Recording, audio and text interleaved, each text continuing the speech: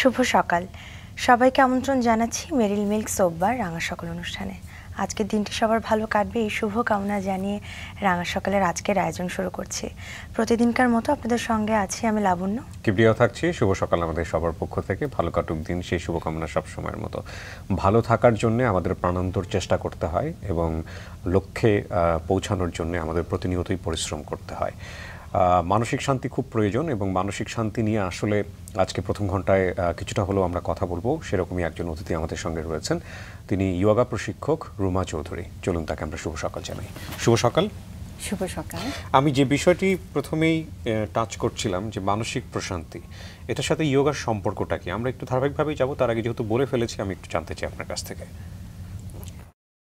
যোগা কোনো বিচ্ছিন্ন কোনো ব্যাপার না, একটার সাথে একটা জড়িত। তো মানসিক শান্তি, শারীরিক শান্তি বা আমাদের আত্মিক শান্তি একটার সাথে একটা জড়িত, কিন্তু যে একটা অশান্তি থাকলে আরেকটা শান্তিতে থাকবো তা না। কিন্তু মানসিক শান্তিটা সবচেয়ে বেশি জরুরি, কারণ মানসিক শান্তির প্রভাবে আপনি শারীরিক কোনো সমস্যা থাকলে বা যে কোনো ইয়ে থাকলে, কষ্ট থাকলে আপনি সেটা কিন্তু সেই উইল ফোর্স দিয়ে আপনি সেটা কাটিয়ে তুলতে পারেন। মানে এটা বিষয়টা কি বৈজ্ঞানিক কিনা, সায়েন্টিফিক কিনা? মানে কারণ আমরা যারা করি না বা আমরা যারা দেখি করতে চাই, তাদের কাছে তো আলটিমেটলি এটা অ্যাকসেপ্টেন্স হতে হবে, লজিক্যাল হতে হবে। সেই জায়গা থেকে প্রশ্নগুলো করা। যেমন আমরা দেখি যে বিশেষ কিছু অঙ্গভঙ্গি করেন যারা যোগা করেন, এটার সাথে মানসিক প্রশান্তির কি সম্পর্ক? অবশ্যই সম্পর্কিত আছে এবং এটা সায়েন্টিফিক্যালি প্রুভেন অলসো। যেহেতু আমরা ফিজিক্যালিটি ধারণ করি, আমাদের সব কিছু তৈরি হয়, শুরু হয় কিন্তু ফিজিক্যাল দিয়ে, রাইট? হ্যাঁ, তো ফিজিক্যাল দিয়ে যেহেতু শুরু হয়, ফিজিক্যাল দিয়ে শুরু হয়ে দেন ইট গোজ বিয়ন্ড দ্য ফিজিক্যালিটি, যেটা আমরা ধরতে পারি না, অনলি অনুভব করতে পারি। হ্যাঁ, বা আমরা ছুঁতে পারি না, কিন্তু অভিজ্ঞতা নিতে পারি সেটা থেকে। তো এই কারণে এটার কিন্তু সায়েন্টিফিক অনেক রিজন আছে। সেই সায়েন্টিফিক রিজনের মধ্যে দিয়ে যাব না, কারণ এটার অনেক ব্যাপার আছে, এটা লেন্দি হয়ে যাবে। আমি জাস্ট সিম্পলি বলি, যেহেতু ফিজিক্যাল দিয়ে শুরু হয়, then it's gonna touch that dimension. যে ডাইমেনশন কিন্তু আমরা অনলি অনুভব করতে পারি, আমরা ছুঁতে পারি না। সেটা আপনার যে অণু পরমাণুগুলো আছে সেখানে গিয়ে পৌঁছাবে। আর সেখানে গিয়ে পৌঁছানো মানে হচ্ছে আপনার প্রতিটা, আপনার শরীরে যা কিছু আছে সেখানে গিয়ে সে ছোঁবে। সে ছোঁয়া মানেই হচ্ছে আপনার, অবশ্যই আপনার মানসিক তো জড়িত, মানসিক প্রশান্তিও আসবে। তা আমরা যেমন এক্সটার্নাল বাথ করি, এক্সটার্নাল কিন্তু আমরা পরিষ্কার হচ্ছি, তো ইন্টারনাল বাথটা আমরা কিভাবে করব? ইন্টারনাল বাথটা তো করতে হলে সেরকম একটা আমাদের টেকনোলজি দরকার।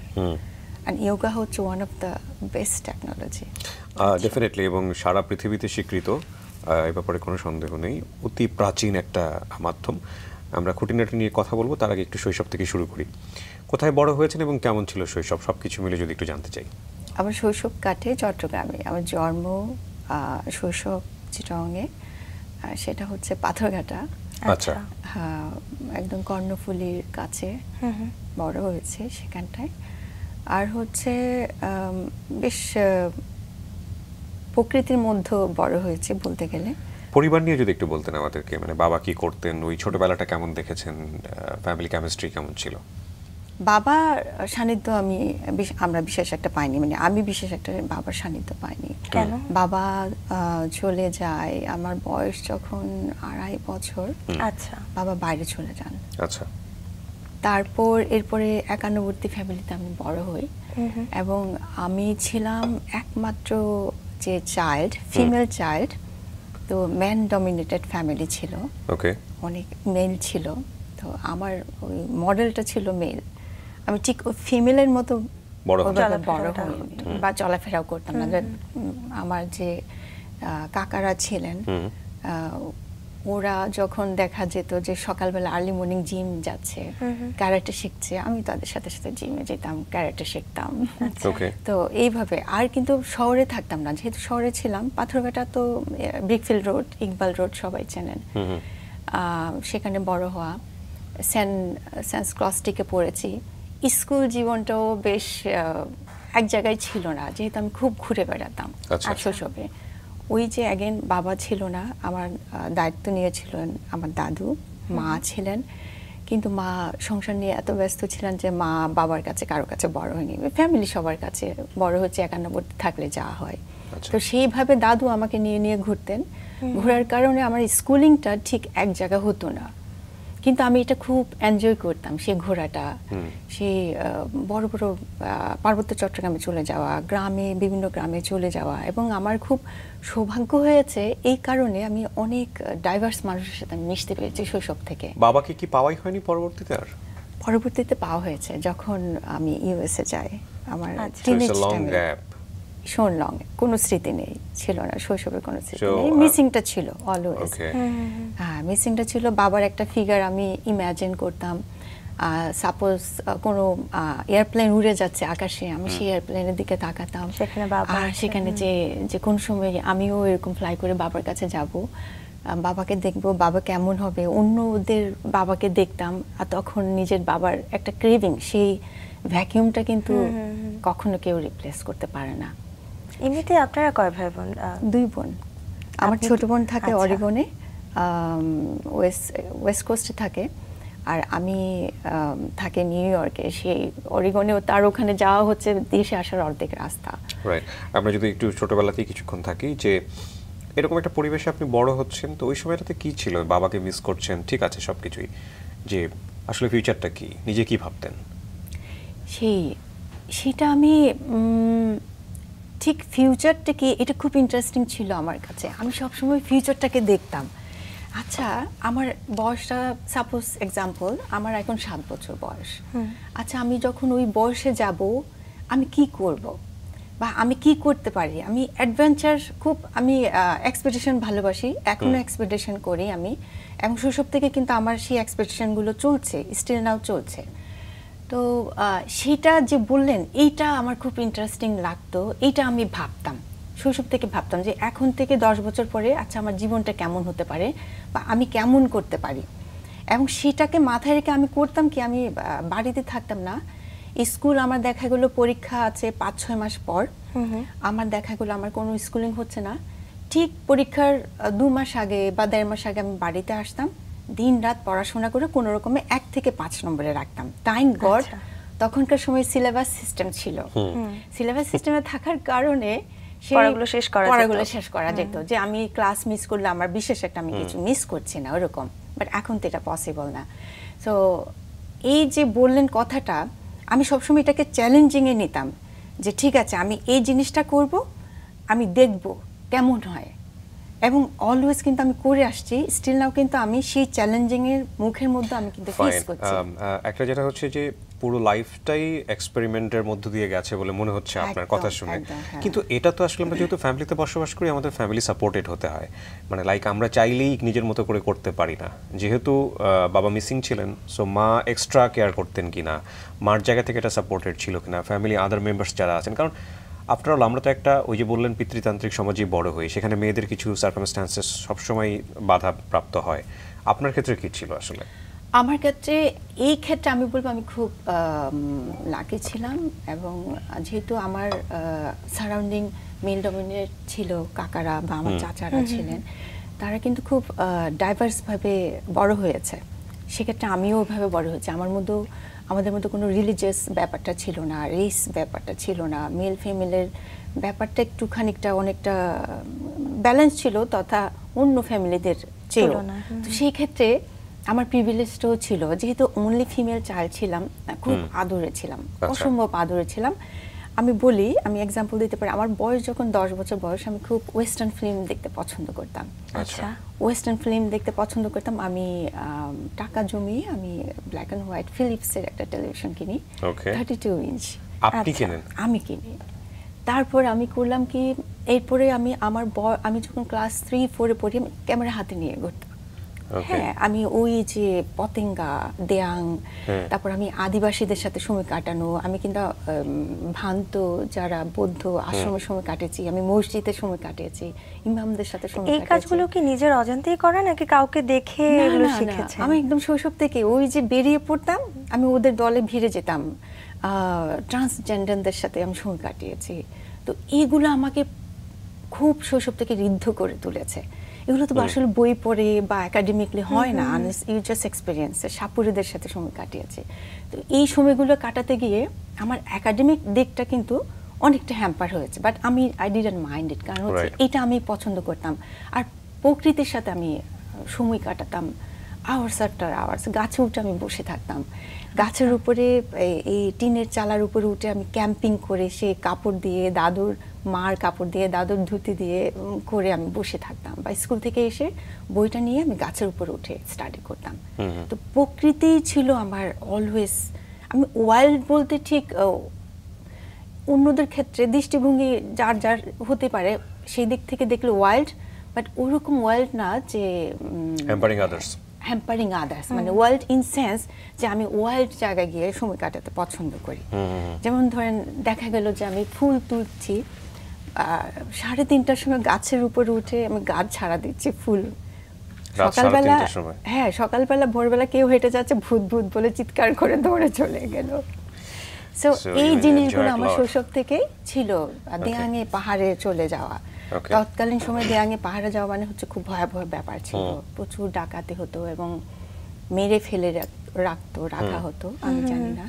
তো আমার খুব ইচ্ছা সেই সব জায়গাগুলো আবার ভিজিট করা এবং পাদ্রীদের সাথে আমার সময় কাটানো। এগুলো কি খুব ন্যাচারালি এসেছে নাকি কোনো বই পড়ে বা কারো দ্বারা ইন্সপায়ার হয়ে কোনো ঘটনা? খুব ন্যাচারালি। ন্যাচারালি বলতে ওই যে আমার কাকারা, আমার এক কাকা ছিলেন, ছোট কাকা বা সেজো কাকা মানে চাচা, তো ওরা আবার খুব ওয়াইল্ড ছিলেন। সেই কাকা আবার তখন থেকে মোটরস বাইক নিয়ে খুব ইয়ে করতেন, এক্সপেডিশন করতেন। এটা আমার খুব ভালো লাগতো, যেহেতু ওয়েস্টার্ন ফিল্ম দেখতাম, ওয়েস্টার্ন ড্রামাগুলো দেখতাম, ওয়েস্টার্ন মিউজিক ভিডিও দেখতাম। সেই ওয়েস্টার্ন এগুলো দেখার জন্য টিভি কিনেছি। নট অনলি দ্যাট, আমি ক্যামেরা লেন্স খুব ভালোবাসি দেখে আমি কিন্তু ক্যামেরাও কিনে ফেলি। ক্যাননের শর্ট ফিল্ম 16mm ক্যামেরা কিনে ফেলে যে আমি ডকুমেন্টারি করব। কত সালের গল্প এটা? এটা হচ্ছে আমি আবার ইউএসএ যাওয়ার পরে, কিন্তু তার আগে মজার ব্যাপার, 10 বছর বয়সে আমি টেলিভিশন কিনি। আমার বয়স যখন 14 হয়, আমি আমার গয়না বিক্রি করে আমি ভিসিআর কিনি। ভিসিবি না, ভিসিআর, যেটা হচ্ছে আপনি রেকর্ডও করতে পারবেন। যে আমি একটা মাত্র তো বিটিভি ছিল, এছাড়া তো অন্য কিছু ছিল না ওই সময়ে। তখন ভিএইচএস যাতে আমি রেন্ট করে এনে আমি ভিসিআর তো এক্সপেন্সিভ। হ্যাঁ এক্সপেন্সিভ। আমার গয়না বিক্রি করেছে আমার বাবা, আমার একটা স্বর্ণের পাঠালো, চেন, সাথে এত বড় একটা লকেট, বেশ ভারী। সেটাকে আমি বিক্রি করে আমি ভিসিআর কিনি। তো মা এই বিষয়গুলো কিভাবে নিত? এমনি তো পরিবারের অন্যরা, মা খুব সাপোর্ট করতেন। যে মার একটা দৃষ্টিভঙ্গি ছিল, আসলে আমার বড় হওয়াটা ছিল খুব প্রাকৃতিক এই কারণে, কারণ সনাতনী পরিবার থেকে আসা, তো প্রাকৃতিক আর মৃত্তিকার সাথে একটা জীবন ব্যবস্থা ছিল অলওয়েজ, সেটা সহায়তা করেছে। আর হচ্ছে দাদু ছিলেন আয়ুর্বেদা, তো আমাদের কখনো ডাক্তারের কাছে যেতে হয়নি। আমার লাইফে আমি যখন আমার জন্মের পর থেকে একদম উপলব্ধি হওয়া পর্যন্ত এই দেশে ছিলাম 14-15 ইয়ার্স, আমার মনে আছে আমি হাইয়েস্ট 2বার ডাক্তার কাছে গেছি। আচ্ছা, সেটা ছিল একবার দাঁতের ব্যথায়, I was like 3 years old, খুব কষ্ট পাচ্ছিলাম ডেন্টিস্টের কাছে। আর হচ্ছে আমার পিরিয়ড টাইমে, তখন নতুবা ঘরের মধ্যে আমাদের প্রাকৃতিক নিয়মে। সো আপনার এই যোগার দিকে আসা, সেটার একটা রুট আমরা কিছুটা হলেও খুঁজে পেয়েছি। আপনার দাদা আয়ুর্বেদে ছিলেন, এর সাথে একটা বড় সম্পর্ক আছে যোগার। আমরা নিশ্চয়ই আপনার কাছ থেকে বিস্তারিত জানবো। তার আগে আপনার সম্পর্কে একটু ছোট করে দর্শকদের জানিয়ে নিতে চাই। রুমা চৌধুরী শাস্ত্রীয় যোগা প্রশিক্ষক। 2015 সালে ঈশা ফাউন্ডেশন থেকে শিক্ষক হিসেবে প্রশিক্ষিত হন। ঈশা সার্টিফাইড বাংলাদেশের একমাত্র ঈশা শাস্ত্রীয় যোগা শিক্ষক তিনি। প্রতিষ্ঠা করেছেন প্রাচীনা যোগা সেন্টার। বিদেশে তার প্রতিষ্ঠান প্রাচীনা কাজ করে যাচ্ছে। বিশুদ্ধ শাস্ত্রীয় যোগা এবং স্বাস্থ্যকর জীবন বিষয়ক প্রশিক্ষণ পরামর্শ দিয়ে থাকেন তিনি। Diabetic, heart disease, cancer, depression, stress management, allergy, pregnancy, বাচ্চাদের ওয়ার্কশপ থেকে শুরু করে সিনিয়র সিটিজেনদের সেবাও প্রদান করছেন।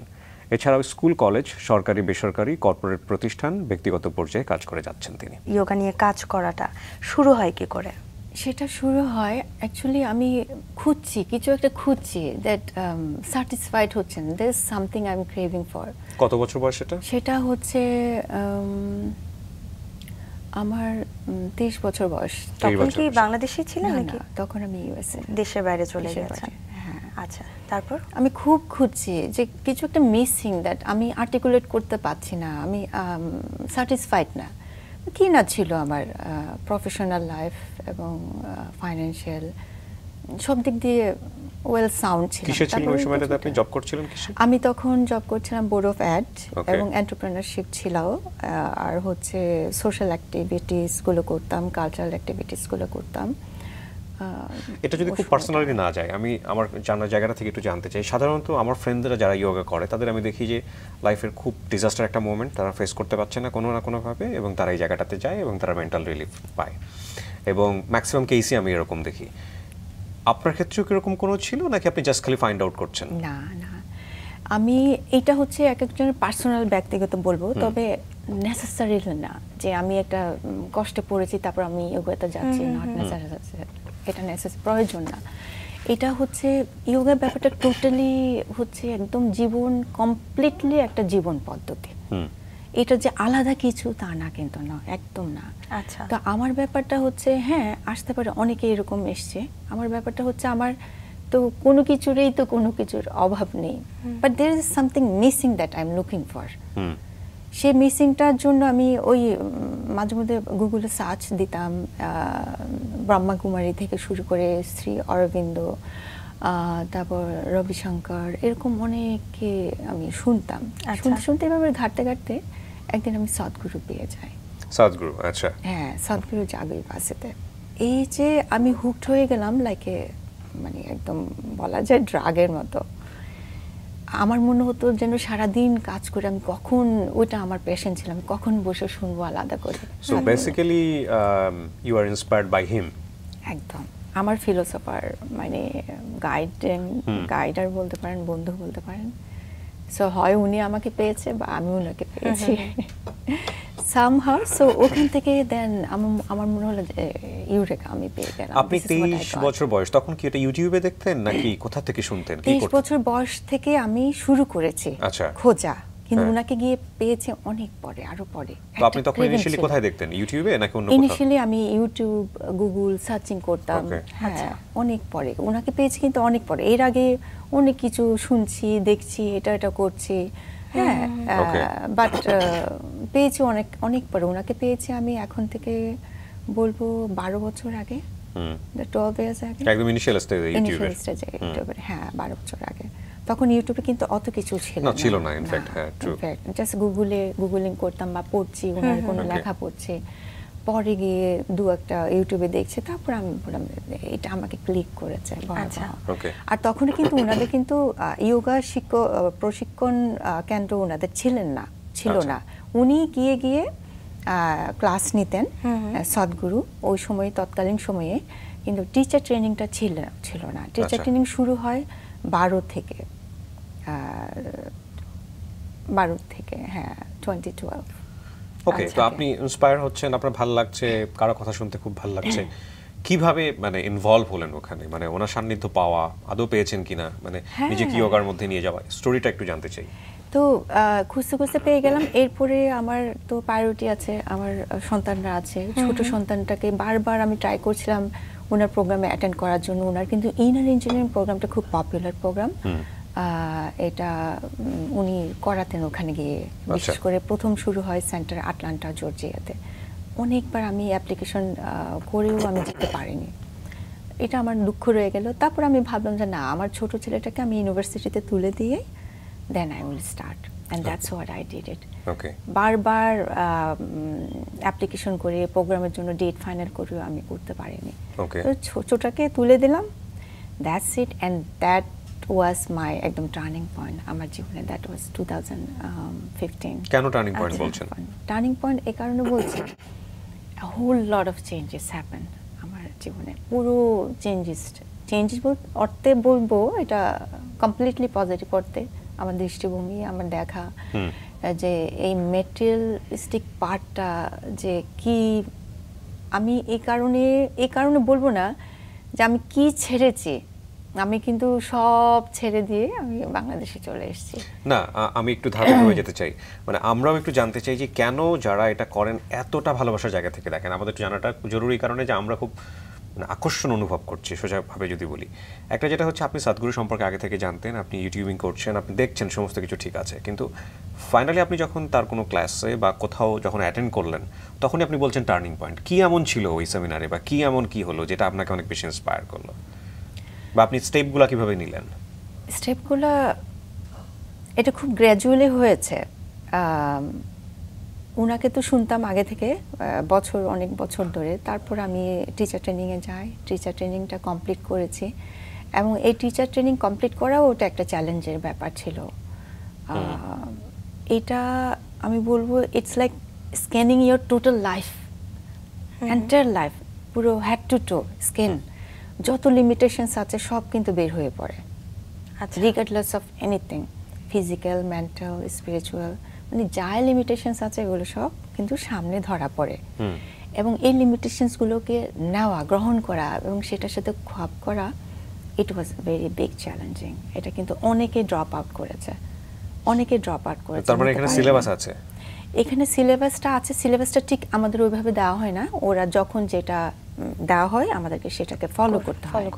এটা ফিজিক্যাল আছে, এটা হচ্ছে থিওরিটিক্যাল আছে। তো এখানে আমাদের পুরো স্কেলেটাল সিস্টেম থেকে, হিউম্যান সিস্টেম থেকে শুরু করে আমাদের আয়ুর্বেদা, সিদ্ধাবেদা, হ্যাঁ, পুরো জীবন পদ্ধতি। কিন্তু আমি বুঝবো কি করে যে একজন উতরে যাচ্ছে স্টেপটা? হ্যাঁ, এই স্টেপটা এটা তো আপনি কি করে বুঝবেন আপনি যতক্ষণ না পর্যন্ত এক্সপেরিয়েন্স না করছেন। আমি হয়তো আমার টিচার কিভাবে বুঝবে যে আমি সেটা ফেস করছি? লাইক আমি যদি সহজ করে বলি আরো, যে কোনো একজন ধ্যানে মগ্ন আছেন, আসন করে বসেছেন, তার কিছু জিনিস চিন্তা করার কথা, এটা গ্রামার বলছে, যদিও ভাবে গ্রামার নাই, কিন্তু সেই চিন্তাটা তার আসছে না। এখন আমার টিচার কিভাবে বুঝবে যে আমার মাথায়, আমার মস্তিষ্কে এই বিষয়গুলো ঘুরছে? টিচার বুঝতে পারবে। কিভাবে বুঝতে পারবে? টিচার কি হয়ে গেল বিষয়টা? না, teacher will understand at least কিছুটা। একটা ছেলে, একটা মা কি করে একটা ছেলে মেয়েকে বুঝতে পারে, your guru will become just like that. Guru become your mother, your father, your parent, totally. একটা সন্তান, একটা মা কিন্তু একটা বুঝতে পারে আমার সন্তানটা কি চায় বা কি দরকার। হ্যাঁ, এক্স্যাক্টলি, টিচারও কিন্তু ওইটুকু বুঝতে পারে। ওইটুকু বুঝে টিচার তখন সেই স্টুডেন্টকে সহায়তা করার চেষ্টা করে, যাতে সে যে লিমিটেশনসগুলোর সাথে সে স্ট্রাগলিং করছে তাকে কিভাবে সহায়তা করতে পারে। আচ্ছা, হ্যাঁ, অন্ততপক্ষে ওইগুলো সে বুঝতে পারে যে তার কি দরকার। অনেক সময় তো স্টুডেন্ট বুঝতে পারে না, বা বাচ্চা বুঝতে পারছে না, মা কিন্তু বুঝতে পারছে, টিচারও এক্স্যাক্টলি তাই। তো এরকম আমি যেহেতু বিং টিচার লাস্ট মানে আমার এখনো 7 বছর ধরে তো চলছে টিচিং, সেই ক্ষেত্রে সেই এক্সপিরিয়েন্সটাও আমার আছে, হচ্ছে, এবং প্রতিনিয়ত হচ্ছে আমার বিভিন্ন এক্সপিরিয়েন্স। আপনি সেই জায়গা থেকেও আমিও বলতে পারি যে আমার একটা স্টুডেন্টের সে কি ফেস করছে এবং কি দরকার। অনেক সময় দেখা যায় যে স্টুডেন্ট, তার কোনো আত্মবিশ্বাস নেই, আমি পারছি না, আমি করব, কিন্তু আমি বুঝতে পারছি সে পারবে। কোন জায়গাটা গিয়ে আমি তাকে সহযোগিতা করতে পারি, তাহলে সে ধরতে পারবে, সে পারবে। So it's one kind of motivation. অবশ্যই সবকিছুই তো মোটিভেশন। এখন মোটিভেশনটা আপনি কিভাবে তাকে কোন জায়গায় ধরে দিতে পারছেন, অ্যাপ্রোপ্রিয়েট জায়গাটা হতে হবে, তাহলে সে রিচ করতে পারবে সেটা। সবকিছুই তো মোটিভেশন। প্রথম কথা হচ্ছে যে এটার তো সে অর্থে কোনো গ্রামার নেই, আপনি যেটা বলছেন যে এটা আলটিমেটলি আমরা যেটা বলি লিখিত গ্রামার বা যেটাই বলি না কেন সেরকম কোনো কিছু নেই। তবে এটা শত শত হাজার বছর ধরে এটা ভারতীয় উপমহাদেশে এটা চর্চা হয়ে আসছে। যদি অরিজিনটা বলি তাহলে ভারতীয় উপমহাদেশ, আমার যদি ভুল না হয়ে থাকে। তো সেক্ষেত্রে একজন প্র্যাকটিস করলেন, করার পরে তিনি গুরু হচ্ছেন, যেটা আপনি এখন বর্তমানে হয়েছেন, শিক্ষক হচ্ছেন। এইটার কোনো সার্টিফাইড মানদণ্ড আছে যে আপনি কেউ একজন বলছে যে না আপনি শিক্ষক হতে পারেন, নাকি নিজে থেকেই আলটিমেটলি শিক্ষক হয়ে যাওয়া? ভাগ্যিস কোনো গ্রামার ছিল না, নতুবা অনেক ডিস্টর্টেড হয়ে যেত। না সেটা ঠিক আছে, কিন্তু অনেকে তো বলতে পারে এরকম যে গ্রামার না থাকার কারণে ডিস্টর্টেড হচ্ছে, সেটাও তো সঠিক। এটা একমাত্র পৃথিবীতে আপনি যদি দেখেন, একমাত্র যোগাটা কিন্তু এখনো সে শুদ্ধ ফর্মে টিকে আছে। এটা যদি প্রাতিষ্ঠানিকভাবে ওরকম হতো তাহলে এই শুদ্ধতা কিন্তু থাকতো না। রিয়েলি এত হাজার বছর, it's actually not even 15,000, it's more than 15,000। আমি বলবো এটা লাইক নিয়ার অ্যাবাউট 30,000, এবং সেটা কিন্তু পরম্পরায় চলে আসছে। কেন? কারণ এটা এক্সপেরিয়েন্সিয়ালিটির মাধ্যমে এটাকে কনভে করা হয়েছে, because it is totally subjective process. এটা কিন্তু অবজেক্টিভ না। Objective process it's a information, you can get information from anywhere. এই কারণে বললাম থ্যাংক গড দেয়ার, এটা কোনো গ্রামাটিক্যালি বা কোনো প্রাতিষ্ঠানিক লেখা ছিল না, নতুবা এটা ডিস্টর্টেড হয়ে পড়তো।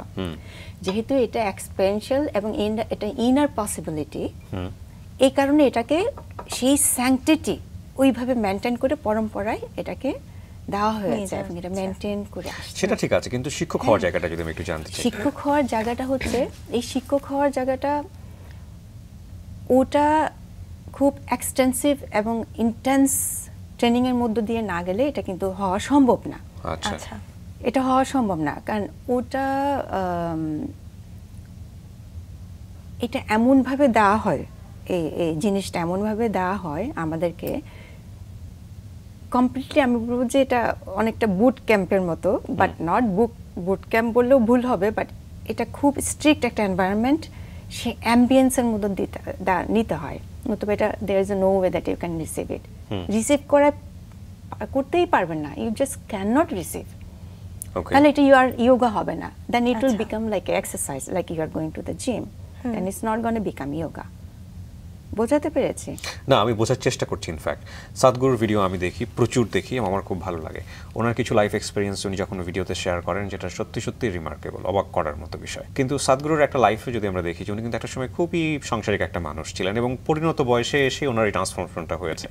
তো খুব অবাক লাগে যে মানুষের মধ্যে যে ট্রান্সফরমেশনটা, মানুষের মধ্যে যে রিয়েলাইজেশনটা, এবং সবাই হ্যাপি থাকছে, সবাই যাচ্ছে ওখানে এসে, কিন্তু দের ইজ কোনো কিছু সিন করা যায় না, দের ইজ নো গ্রামার। তাহলে অ্যাচিভটা কিভাবে হয়, এটাই হচ্ছে আমার কোশ্চেনের জায়গাটা। কিন্তু মিসগাইডেড হওয়ার সুযোগ থাকে, বিকজ ইউ আর সেই অ্যাম্বিয়েন্সটা, সেই কমিটেড স্পেস ছাড়া আপনি পারবেন না তো অ্যাচিভ করা। You have to have that committed space. Example, আমরা যে এখন এখানে বসছি, এটাও একটা কমিটেড স্পেস। ট্রু। এই কমিটেড স্পেস ছাড়া কিন্তু আমরা ব্রডকাস্টিংটা করা সম্ভব না, বা এভাবে এই ফর্মে ভিতর থেকে ইন্টারভিউটা নিয়ে আসা যাবে না। সেই স্পেসটা তৈরি করতে হবে। এক্স্যাক্টলি এটার ব্যাপারেও তাই, সেরকম কমিটেড স্পেসটা তৈরি করতে হবে, নতুবা যেহেতু এই সাবজেক্টিভ প্রসেসটা, এটাকে কনভে করা সম্ভব না, দের ইজ নো ওয়ে, নতুবা রিসিভই করতে পারবে না পার্টিসিপেন্ট, একদম রিসিভ করতে পারবে না। আমরা যে যোগা প্রোগ্রামগুলো করি, হোপফুলি ইনভাইট করবো এক্সপিরিয়েন্স করার জন্য, এটা রিসিভই করতে পারবো না আমরা যদি সেই কমিটেড, সেই অ্যাম্বিয়েন্স এবং ওটা যদি সৃষ্টি না করি, একদম রিসিভ করতে পারবে না। যোগার সাথে কিছু বিষয়ের সম্পর্ক, সেটা হতে পারে মিউজিক বা একটা এনভায়রনমেন্ট বা ধর্মের বিষয়ে যদি আসে, সব কিছু মিলিয়ে যদি একটু আপনার কাছে শুনি। প্রথমে আমি ধর্মের বিষয়টা বলবো। যোগা কোনো ধর্ম বা কোনো পার্টিকুলার কোনো জাতি গোষ্ঠীর না, কিন্তু এটা কমপ্লিট একটা সায়েন্স, কমপ্লিট সায়েন্স, এবং এটা প্রি হিস্টোরি ডেটেড। তখন কিন্তু এটা যখন ট্রান্সমিট করা হয়েছিল আদি যোগে, তখন কোনো ধর্ম, বর্ণ, জাতি কিছুই ছিল না। তো এটা কমপ্লিট একটা সায়েন্স। তো এটা যদি বলা হয় যে এটা কোনো একটা বিশেষ একটা গোষ্ঠীর বা বিশেষ একটা জাতির, এটা খুব ভুল ধারণা, এবং এই দৃষ্টিভঙ্গিটাও কিন্তু খুব অন্যায় বলবো, ভুল বলবো। এটা সবার জন্য, সুস্থ থাকা, সুন্দর থাকা, এটা তো সবার জন্য, সায়েন্স সবার জন্য। একইভাবে সূর্যটা তো আলো দিচ্ছে, সবাইকে দিচ্ছে, তাই না? বাতাসটা আসছে, নিঃশ্বাস নিতে পারছি, আমাদের সবার জন্য। একই রূপে এই সায়েন্স সবার জন্য, যোগা পার্টিকুলার কারোর জন্য না, সবার জন্য। এটার অরিজিনটা নিয়ে যদি কথা বলার, আপনি যেটা বললেন সেখানে যদি একটু, অনেকেই যেটা দাবি করেন সেটা হচ্ছে অরিজিনটা যেহেতু প্রাচীন ধর্মাবলম্বী যারা তাদের কাছ থেকে হয়েছে, সে কারণে অনেকেই মনে করতে পারেন যে এটা আসলে প্রাচীন ধর্মশাস্ত্র যারা মেনটেন করেন তাদেরই সম্পদ। এটা আসলে অন্য অন্য ধর্মের যারা আছে তেমন সাধারণ মানুষের একটা পারসেপশন থাকে আর কি, সেই জায়গা থেকে অ্যাকসেপ্টেন্সের জায়গাটা একটু প্রশ্নবিদ্ধ। এটাকে আপনি কিভাবে দেখেন আসলে?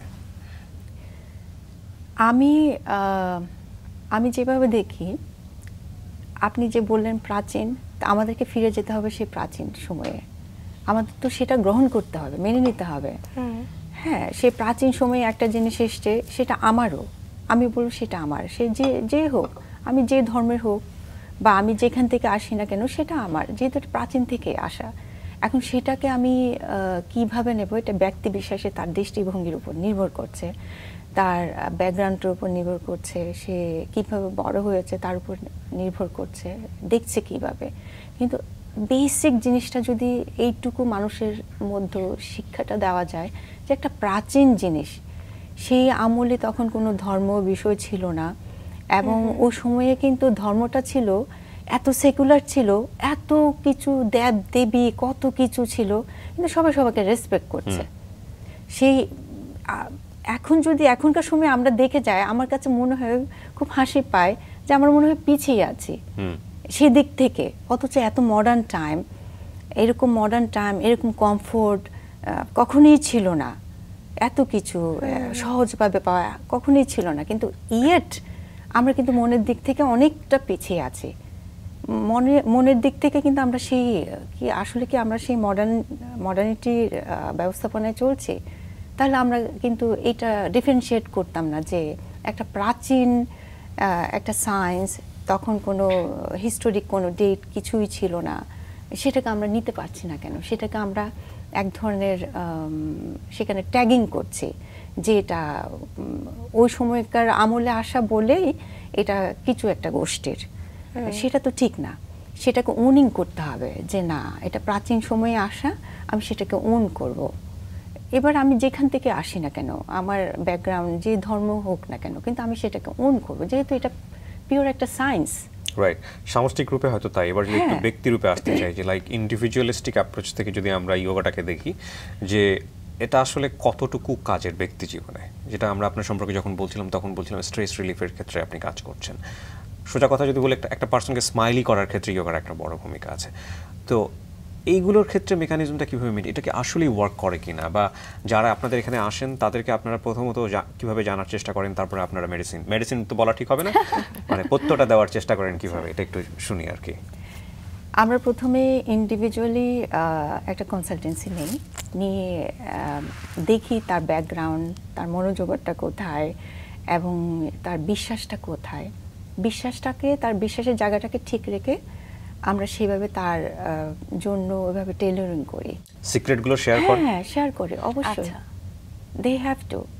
কিভাবে হেল্প করব? একটা মানুষ আমি যাকে চিনি না, জানি না, তার কাছে যাচ্ছে আমি তো ডাক্তারের কাছে অনেক সময় সিক্রেট শেয়ার করব না। So you are one kind of doctor. তো গিয়ে সিক্রেট শেয়ার করে ফেলে, আপনাকে নিশ্চয়ই সেই এনভায়রনমেন্টের মধ্যে তাকে নিতে হয়। সে শেয়ার করে কারণ সে নিজে থেকে শেয়ার করে। ও নিজে থেকে যখন শেয়ার করবে তখন এটা তো আমার একটা দায়িত্ব না, এটা নেসেসারিলি একদম দায়িত্ব বলবো না ঠিক, মানে আই বিকাম তখন মাদার, কমপ্লিট মাদার বলেন, ফাদার বলেন, but this is my child, regardless of age or what ever, this is my child, I have to help that child, that is what it is, that's it, I am the mother, I have to help that child. So continuously counselling. হ্যাঁ, so সব কিছু share করার পরে তখন তাকে করি, মানে tailoring করি programme, that what would be best for that person. Nature থেকে আপনারা কিনা, যেমন সাদগুরুর একটা ব্যাপার আমরা যতদূর জানি যে রাতের একটা সময়, নির্দিষ্ট সময়ের কথা উনি বলেন, অনেক সময় আমরা দেখেছি ভিডিওতে 3:30 4টার সময়টার কথা বলতে হয়, উষা পিরিয়ড বলি বা যেটাই বলি না কেন, তো ওই সময়টা নাকি খুব ইম্পর্টেন্ট। তো এই যে ডিফাইন করাটা, যে নেচারকে কখনো কখনো ডিফাইন করা, নেচারের এনভায়রনমেন্ট ক্রিয়েট করে সেখানে যোগা করা, এগুলো কি আসলেই ইন্টার রিলেটেড? ইভেন আমি যেটা বললাম 100%। একদিন সূর্য না উঠুক, how is going to be, right? এই যে কিছুদিন বৃষ্টি না হলে কি হয়?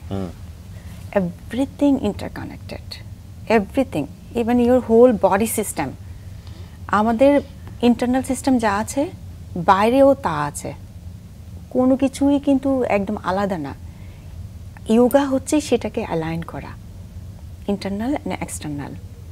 হ্যাঁ, এই জিনিসটাকে অ্যালাইন করার চেষ্টা করা হয়, এটাকে অ্যালাইন করলে দেন একটা মানুষ সুস্থ থাকতে পারে। এই যে সামনে বাতি জ্বালায়, এটার অ্যালাইনমেন্ট কি? মানে অনেক সময় চারদিকে বাতি জ্বালিয়ে রেখে মাঝখানে বসেছে, সেটা আমি জানি না কিভাবে বাতি জ্বালায়, কারা কিভাবে করে সেটা আমি বলতে পারবো না, বাট ইয়েস, একটা যদি প্রদীপ আপনি জ্বালান সন্ধ্যাবেলা, এনভায়রনমেন্ট ক্রিয়েট করে actually, it gives some sort of aura, it creates some sort of committed space. You can feel that. আমরা তো এই মহাজগতে বাস করি, কিছু কিন্তু এটার বাইরে না। একটা বাতি জ্বালালেও সেটার যে প্রভাবটা পড়ে, এটা কোথায় যাবে? এটা এখানেই যাবে। হ্যাঁ, আমরা যে একজনকে নিয়ে চিন্তা করি, এটা জাস্ট ওয়ারিং এর মতো। বলে না যে আমি চিন্তা করছি কিন্তু এটা হচ্ছে না, it's proven science, it's gonna reach এটা কিন্তু ওই পার্সন, যে পার্সনকে নিয়ে আমি চিন্তা করছি সে পার্সনকে কিন্তু রিচ করছে এক্স্যাক্টলি সিমিলারলি। আপনি যখন এটা বলছেন তখন আমি একটা পরিবারের কথা চিন্তা করছি, যে কোনো একটা পরিবারের খুব স্ট্রেসফুল একটা মানুষ সেরকম কাউন্সিলিং এর মধ্যে বাড়িতে এসে বাতি জ্বালিয়ে ধ্যান করতে বসেছে, বাকি সবার অবস্থা কি দাঁড়াবে? শুধু ভাববে সে পাগল হয়ে গেছে বা সে হয়ে গেছে। এখন তার তো বাকি সদস্যদেরকে কাউন্সিলিং করতে হবে। লাইক এই জায়গাটা থেকে যদি আমি একটু ব্রডার সেন্সে যাই, ইয়োগা এত প্রাচীন একটা মাধ্যম কিন্তু সাধারণ মানুষ এতটা জানে না কেন? এটার কারণ হচ্ছে, এটার অনেকগুলো কারণ আছে। প্রথম কারণ হচ্ছে আমাদের দেশ ভাগ হওয়ার কারণ, এটা একটা প্রধান কারণ। আমরা ওখান থেকে ছিটকে পড়ি। আজকে যদি দেশটা ভাগ না হতো আমরা কিন্তু অনেক কিছু জানতে পারতাম, সেটা একটা কারণ। তবে জেনারেশনের একটা ব্যাপার আছে, আমাদের নতুন দেশ, এই দেশে কিন্তু সেই আমরা যে প্রাচীন শিক্ষাগুলো কিন্তু মিস করেছি, এখানে কেউ নেই সেই শিক্ষাটা দেওয়ার। মানে আমার খুব অবাক লাগে এই যে আমাদের যে স্কুল কলেজে একাডেমিক শিক্ষাগুলো দেয়, বেসিক শিক্ষাগুলো কিন্তু নেই, সাস্টেনেবল শিক্ষাগুলো কিন্তু নেই এখানে। হ্যাঁ, সব হচ্ছে টেকনিক্যাল, এবং এই টেকনিক্যাল চোখ বেশি থিওরিক্যাল টেকনিক্যাল, এবং হচ্ছে একটা মানুষ কিভাবে সে মনে হচ্ছে কম্পিটিশনের দিকে ধাবিত করছে, মানে অসুস্থতা কমপ্লিটলি কিন্তু সিকেনিং। তাতে কি হচ্ছে, এটা কিন্তু আস্তে আস্তে মনোজগৎটা এমন পর্যায়ে চলে যাচ্ছে, খুব ডেঞ্জারাস, খুব ডেঞ্জারাস। ঘুরে ফিরে সাদগুরুর কাছে যেতে হয়। ওনার একটা মেয়ে আছে, ওনার মেয়ে হচ্ছে নাচ শিখেছেন, এবং ওনার একটা ভিডিওতে ছিল আমি দেখেছি, স্কুল টিচারদের কাছে গিয়ে বলেছিলেন যে ওর পড়াশোনার ব্যাপারে কখনো আমার দিক থেকে কোনো সে নাই, ওর যেটা শিখতে ইচ্ছে করে ও সেটাই শিখবে কমপ্লিটলি, এবং উনি খুব ভালো নাচ করেন আমরা যতদূর জানি। আপনি বলছিলেন বলেই মনে হলো যে আসলে আমাদের সিস্টেমই আমাদেরকে বাধ্য করে কম্পিটিটিভ এনভায়রনমেন্টে যেতে। কারণ একটা বাচ্চা দুনিয়াতে আসার পরই বাবা মা চিন্তা করার ফিউচার কী হবে, ওর রুটি রুজির ব্যবস্থা কী হবে, ওকে কোন দিকে গেলে ও ভবিষ্যতে করে খেতে পারবে। এটা তো আসলে রাতারাতি চাইলেই আমরা পরিবর্তন করতে পারবো না। তবে এই জায়গাটা নিয়ে আসলে আমাদের অনেক কিছুই বলার আছে। আর যেহেতু আমরা আপনার কাজ নিয়ে কথা বলছিলাম, কাজের ছোট্ট কিছু ফুটেজ আমাদের কাছে আছে, আমরা একটু সময় মিলে দেখি, তারপরে আমরা বিষয়গুলো নিয়ে আবার কথা বলবো। চলুন দর্শক দেখি।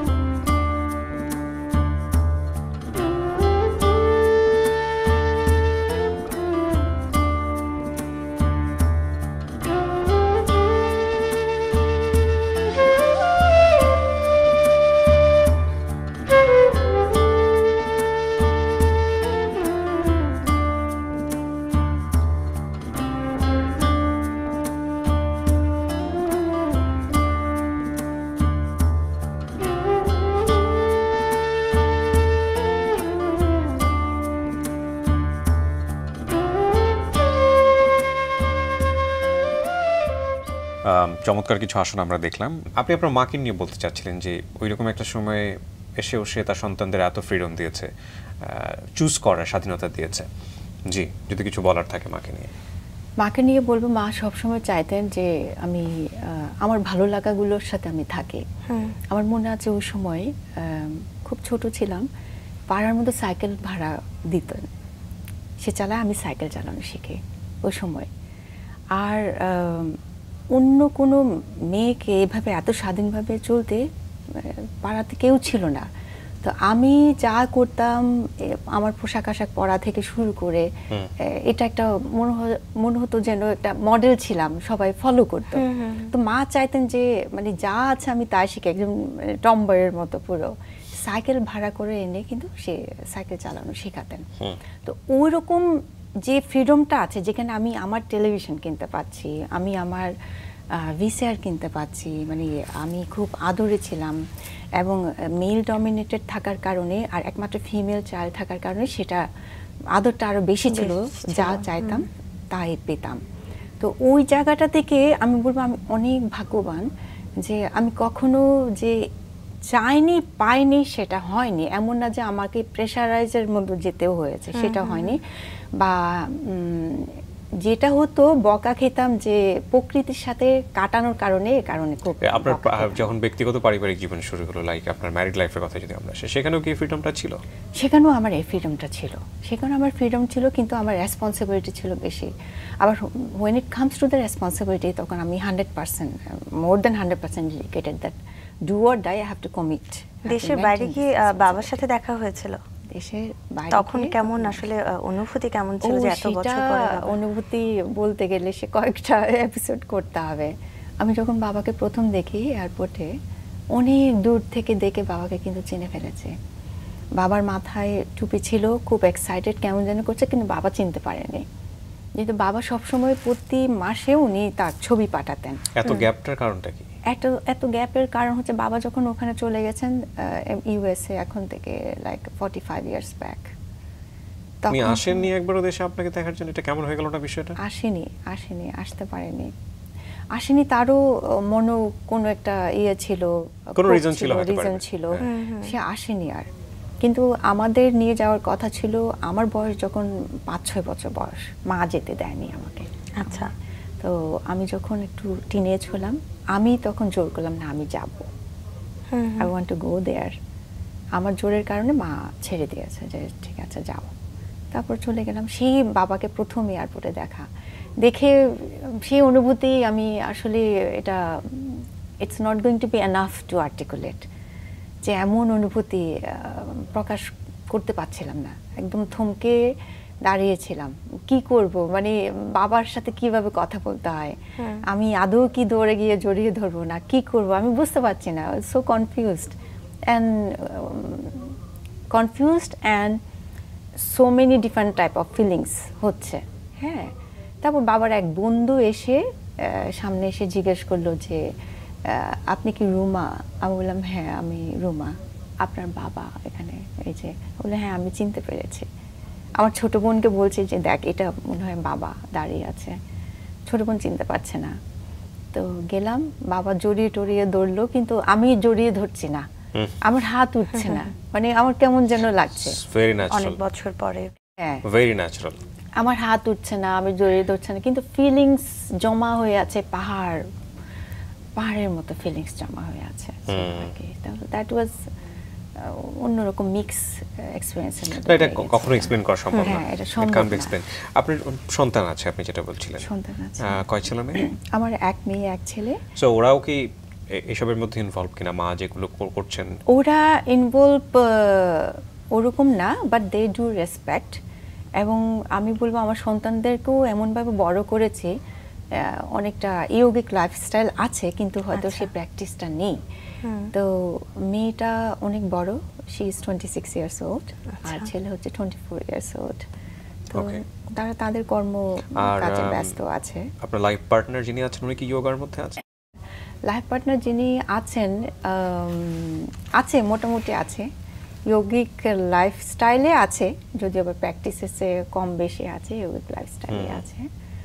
এটা রেগুলার প্র্যাকটিস করতে হয়? রেগুলার আপনি না খেয়ে থাকবেন, regular you have to go to the bathroom, right? মানে আসলে লজিক তো নিশ্চয়ই আছে, because you are teacher. Regular you have to do the brush, না করলে কেমন লাগে? না, অনেক সময় আমরা করি না regular. You have to do the brush. না, আমি বলতে চাচ্ছি যে এটা প্রয়োজনীয়তাটা রেগুলার কিনা। And regular means what kind of regular? Like every day 3 বেলা এটা আপনাকে once it instill in your system, okay, it just rooted.